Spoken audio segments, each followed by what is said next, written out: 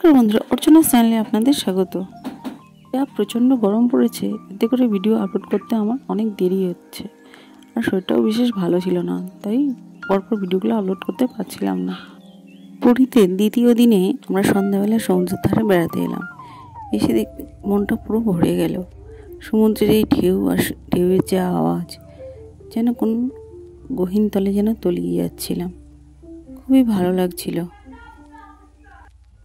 এরই মাঝে আমি কিছু ছবি তুলে নিলাম। সমুদ্রের ঢেউয়ের সাথে নিজেকে মিলিয়ে দিলাম। মনে হচ্ছে যেন ঢেউয়ের সাথে আমি ভেসে চলেছি কোন দূর অজানা দেশে। তার সাথে কিছুটা সেলফিও তুলে নিলাম। শুধু আমরা নয় বন্ধুরা, আরও অনেক যাত্রীরা পুরীতে এসেছে। তারা এই রাতেবেলায় পুরীর ঢেউটা দেখতে খুবই আনন্দ উপভোগ করছে। যেন কোন অচেনা শহরে সমুদ্রের মাঝে নিজেদেরকে একত্রিত করে নিচ্ছি। চেনা জানা সব যেন একাকার হয়ে গেল।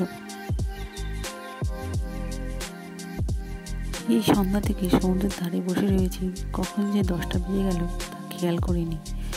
বন্ধুরা, রুমে ফিরতে হবে, তাই আজকের মতো সমুদ্রের ধারে আমরা শেষ করছি। আর আমার এই সমুদ্রের ধারে সন্ধ্যাবেলায় এই ব্লগটি আপনাদের কেমন লাগলো তা জানাতে অবশ্যই ভুলবেন না।